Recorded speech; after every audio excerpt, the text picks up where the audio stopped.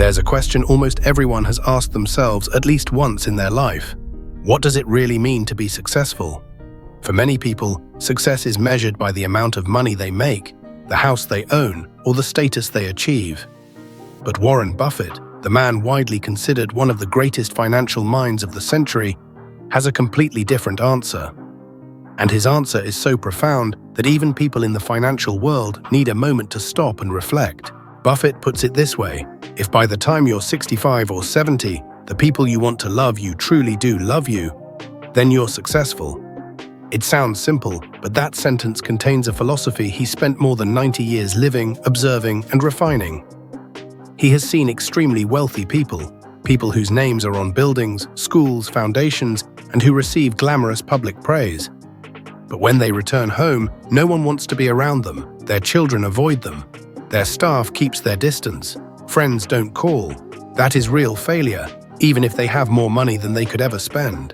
Meanwhile, people with far less money, people who are loved by their family, respected by their friends, who wake up each day feeling valued, are genuinely happier. This reveals a deeply human truth inside a cold and rational financial world. Being rich does not equal being successful. Success is living a life where the people who matter most still want to walk beside you until the end. And yet, this perspective doesn't diminish the fact that Warren Buffett is one of the most successful investors of all time.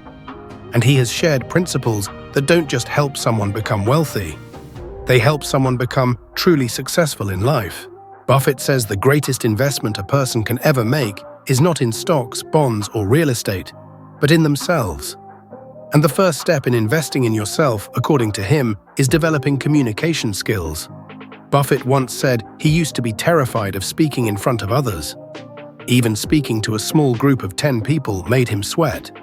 That changed when he took a Dale Carnegie course and learned how to speak, present, and persuade. That single skill changed the entire trajectory of his life. He tells MBA students all the time, you can learn hundreds of financial models and read thousands of pages of reports. But if you improve your communication skills, your personal value immediately increases by at least 50%. A person who can communicate clearly will lead better, negotiate better, invest better, and earn trust faster. You could be a genius investor, but if you can't make people understand you, your talent becomes almost useless. That's why Buffett loves to say, if you can't communicate, it's like winking at a girl in the dark. You know what you're doing, but nobody else does. And he's right. In both finance and life, your value grows with how well you communicate that value. But investing in yourself goes beyond skills. It includes taking care of your body and mind. Buffett once said, if you were given one car for your entire life, you'd take care of it like crazy. You'd read the manual, do maintenance on time, protect it in the garage, and repair every scratch immediately. Yet with our body, the one thing we truly only get once, many people abuse it for decades and then want to fix it at age 50. But according to Buffett, by then it's too late. A weakened body and a tired mind will destroy any career, no matter how talented you are. An exhausted investor cannot make clear decisions. A stressed entrepreneur loses creativity. A person with poor health cannot go the distance.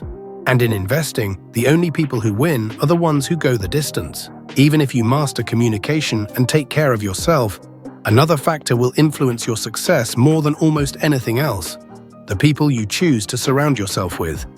Buffett famously said, you will move in the direction of the people you associate with. If you spend time with negative people, you will be dragged down. If you surround yourself with people who are ethical, intelligent, and kind, you will rise. And Buffett believes the most important choice a person makes is not their career. It's their spouse. A great partner lifts you. The wrong partner drains you in every way. Mentally, emotionally, financially. In business, in investing, and in everyday decision-making, you are shaped by the people closest to you. Buffett learned this from his lifelong friend, Charlie Munger, the man who helped sharpen his thinking, deepen his judgment, and keep him from falling into the trap of complacency. You cannot choose your parents, but you can choose your friends, your mentors, your colleagues, and your partner. And those choices determine the direction of your life. When it comes to investing, the field that made Buffett a legend, he doesn't talk about complex indicators or trading systems. Instead, he points to the biggest mistake most investors make. They trade too much. He says that when you buy land or a farm, you don't wake up the next morning and wonder, should I sell it today? But stocks are different. You can sell them instantly. Your screen flashes new prices every few seconds. The ease of movement tricks people into believing they must do something, even when doing nothing is the smartest move. Buffett calls this the activity disease. The more you do, the more you lose. Ironically, the most successful investors in history are usually the ones who do the least. They buy great companies and let time do the rest. Buffett always believed in patience. And patience, the quality people today lack the most, is the most important investing skill. What's fascinating is how closely Buffett's investment philosophy mirrors his life philosophy. A life of simplicity, not complicated, not driven by trends. He still lives in the house he bought in 1958. He still eats hamburgers, drinks Coca-Cola, and loves chocolate ice cream like he did when he was 6. Not because he can't afford anything better, but because he understands happiness comes from simplicity, not luxury. And that simplicity keeps his mind sharp and helps him maintain clarity in his decisions. Buffett also holds an unusual view about education. He doesn't believe everyone needs to go to college. He says, there are jobs paying $70,000 to $80,000 a year that don't require a college degree.